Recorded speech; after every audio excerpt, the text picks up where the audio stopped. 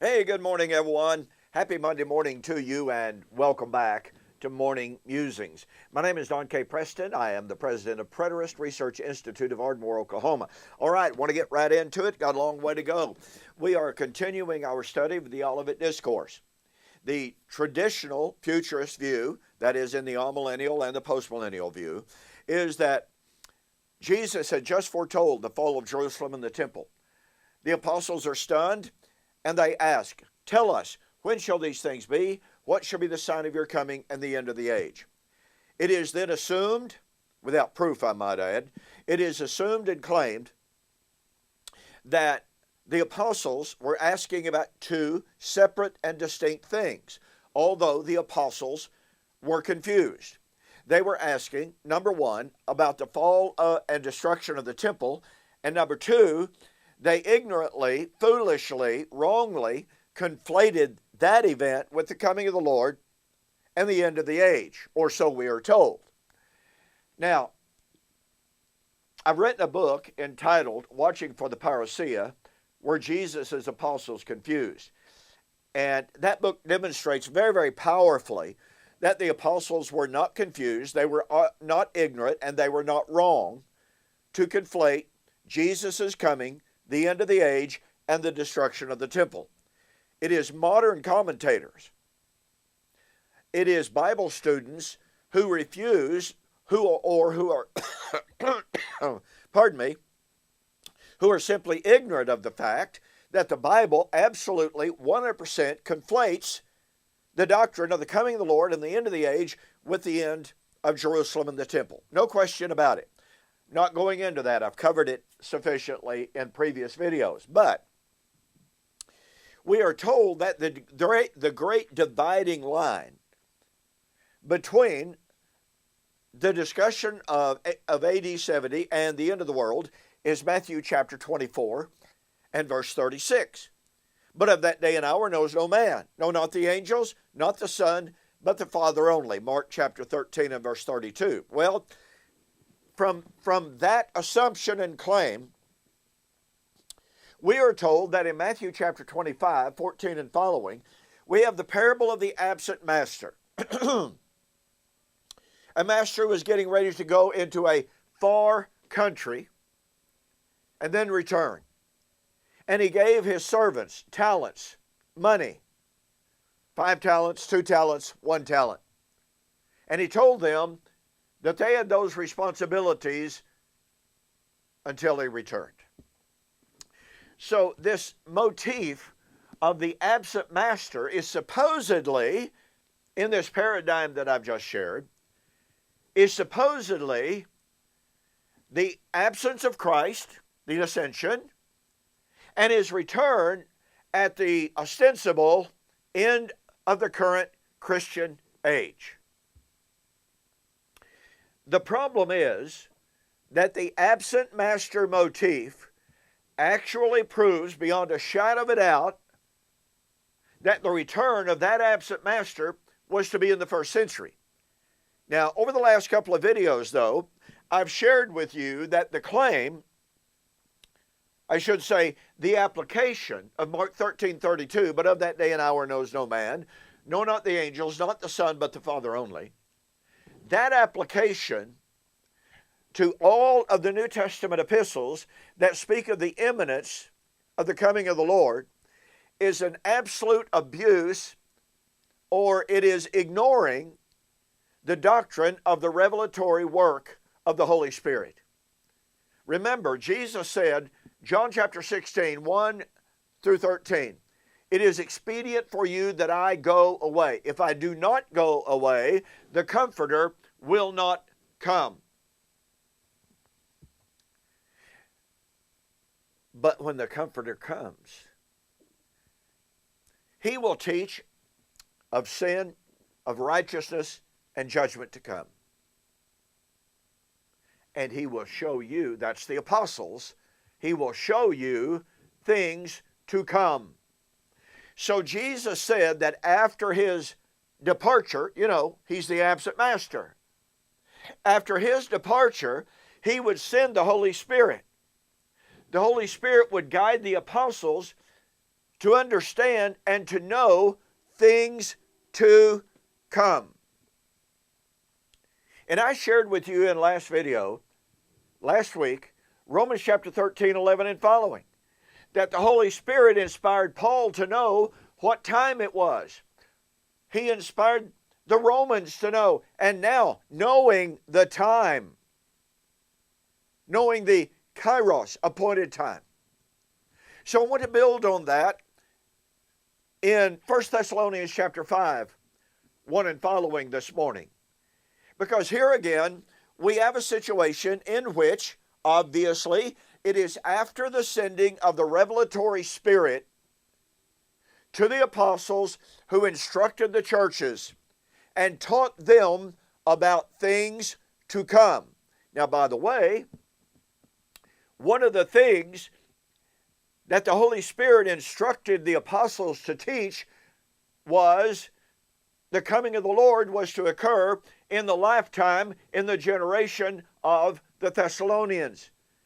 Because Paul said, those of us who are alive, that's in the present active, and who are remaining until the parousia. He was writing to living, breathing human beings, telling his generation, that some of them, that generation, would be alive until the parousia. Now, that kind of blows a humongous hole in the claim of some former preterists that the parousia, the presence of the Lord, is purely spatial, and that there are no time statements to indicate the imminence of the day of the Lord, the imminence of the parousia. No, Paul said they were right then, right there, alive. They would continue to be alive until the parousia. The parousia was in the future. It had not come, but they would live. Paul says it twice. Those of us who are alive, we the remaining ones until the parousia. We the ones remaining until. Folks, it could not be clearer. The only reason that people tried to negate that language and say, oh, well, Paul was simply using the royal pronoun, the pronoun of dignity. Well, according to every Greek grammar that I have seen, when someone uses the royal we, royal we, the editorial we, they are speaking of themselves and their contemporaries. It's just a specious argument. But to continue, 1 Thessalonians chapter 5, after Paul discusses the parousia, and after twice saying, we who are alive and remain until the coming of the Lord, the parousia, Paul says, but concerning the times and the seasons, brethren, you have no need that I should write unto you, for you yourselves know perfectly that the day of the Lord comes as a thief in the night. Well, you see, here, or so we are told, Paul speaks of the thief in the night. And that means, hey, it's got to be sometime off in our future. Now, I don't know where the logic enters into that argument. Really, honestly, I don't know. To suggest to living, breathing human beings to whom he had just said twice, we who are alive and remain until that event, and then he turns around and says, it'll be like a thief in the night. I'm not sure how that demands that he's talking about a different coming. There's no logical argument there, but watch this. It is claimed that the coming of the Lord is as a thief. Now remember, folks, this is the coming of the absent master. Everyone admits that. Everyone that I know of. So it's the coming of the absent master, and Paul says, now concerning the time of that, brethren, you have no need that I write unto you, because you know that it will come as a thief in the night. So it will come upon like a thief upon believer and unbeliever, right? No. Paul never said that. He never hinted at it. He goes ahead and says, for when they, not you, for when they shall say peace and safety, then sudden destruction comes upon them, not the Thessalonians, as labor pains upon a pregnant woman, and they shall not escape. Now watch this. But you, brethren, are not in darkness,